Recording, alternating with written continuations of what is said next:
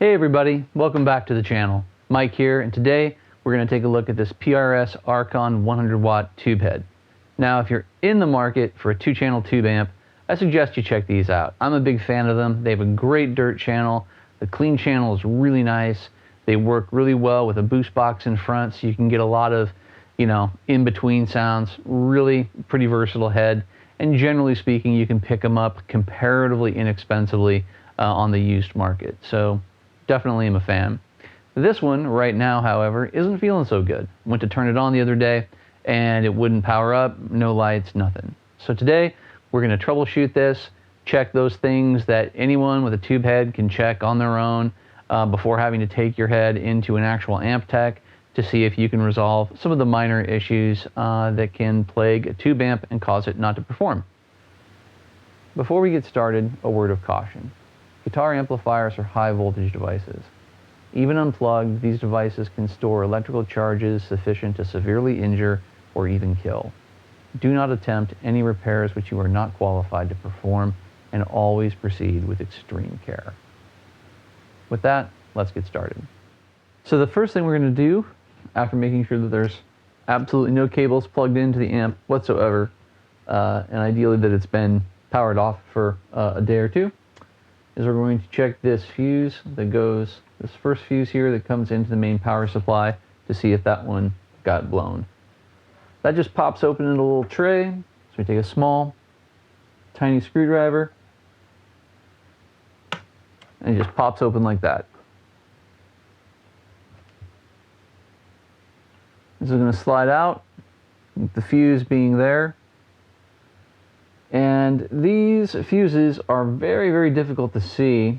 There's a very, very fine wire in there, and it can be visually difficult to determine if that fuse is good or not good. So,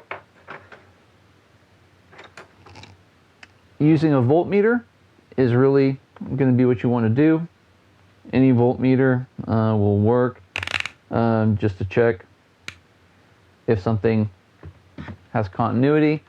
These ones, if it conducts, it is going to be passing electricity. So we simply put one contact on each end of the fuse, and we know the fuse is good. So this one's passing power. We know that it is still functional and not why the amplifier is not powering on. So then we just slide this guy back in place, make sure it's fully seated, and move on to the next one. Now these fuses here, they just twist and come up. They're little spring-loaded caps. So you just twist them down, pull them up, and these are auto glass fuses, 1.25 inch by 1/4 inch, and these ones are 10 amp, 250 volt. There's 2 of them, as well as a single 2 amp, 250 volt fuse. 10 amp fuses are kind of odd, or unique rather, to be in a power amp. You don't really see these that often. Now this one, it's difficult to show, but this this fuse is clearly blown. It's blown, but to make sure, again, we just take our continuity tester here, put a contact on each end, and again, no sound. It is not conducting any electricity. So we know this is a bad fuse. We'll go ahead and look at the other ones just to make sure that more than one of them hasn't been blown. And really, that one looks fine.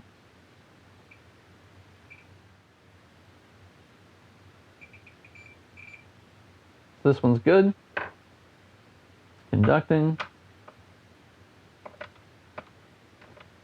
You want to make sure that the fuses are fully seated. Put them back.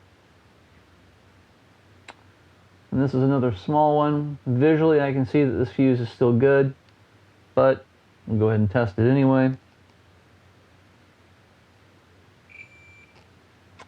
This fuse is still good as well.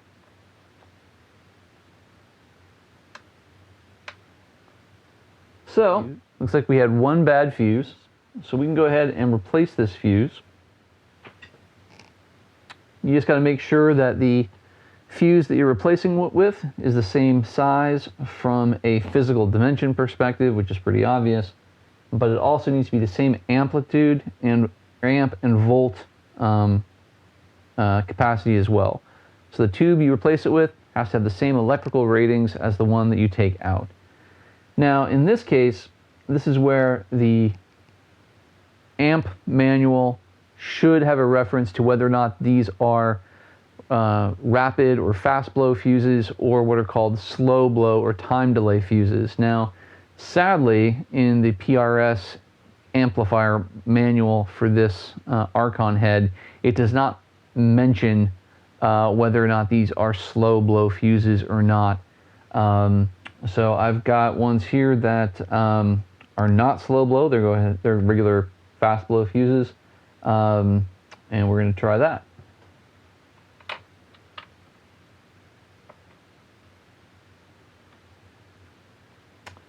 Now this should be enough to get the amp to come back up and run, but usually if you lose a fuse in your head, it's usually because either you had some sort of a power spike occur, or you had a power tube start to go bad.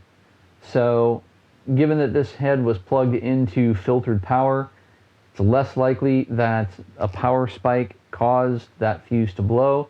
So then the question becomes whether or not I have a bad tube in the head. So a few things you can do to check just to see if there's an obviously bad tube in the head. If any of these tubes have kind of a powdered glass look to them, or a frosted glass look, it's sort of a white coating on the inside, that means that that tube has lost its integrity. It's probably a vacuum problem. And it's bad, needs to get thrown away. Don't plug it in, don't turn it on, just replace the tube. Aside from that, if you take the tubes out, shake them like you would a light bulb. Gently shake them, but if they sound like a broken light bulb, like a burnt out light bulb, then tube is bad, get rid of it, and replace the tubes.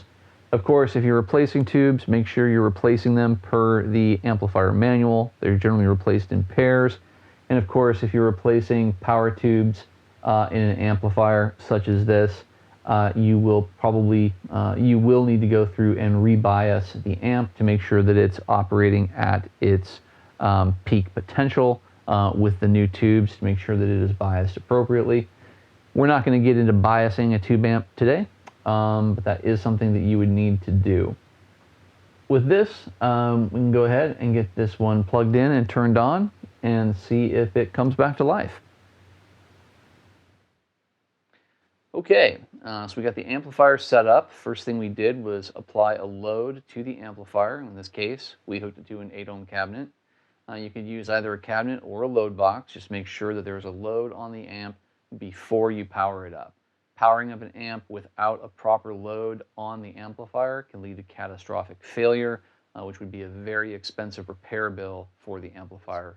I'm going to let it burn in for a few hours, watch the power tubes to make sure there's no visual indication of power tube failure, like having lightning inside one of the tube bottles, or having any of the tubes red plate or glow super red beyond what a normal power tube would be doing. All of which are indications that those tubes are bad and need to be replaced, and all of which could be things that caused that fuse to fail. Those power tube failures don't necessarily happen 100% of the time.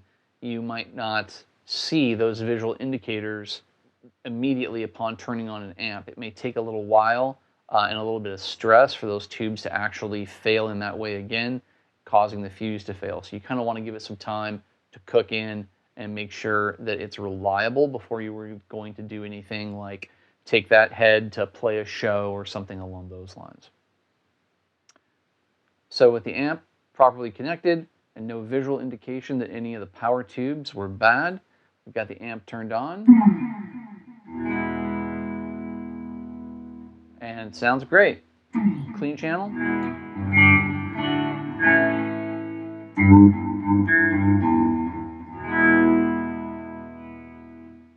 and dirt channel.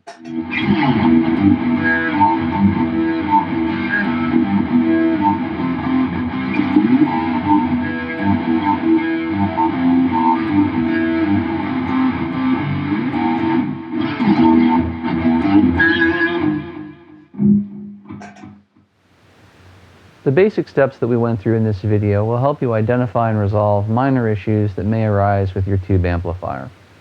I'll put a link to the fuses I used to repair this head in the description of this video, along with a link to my recording project, The Signal and the Noise. As always, please consider hitting those like and subscribe buttons, and thank you for watching.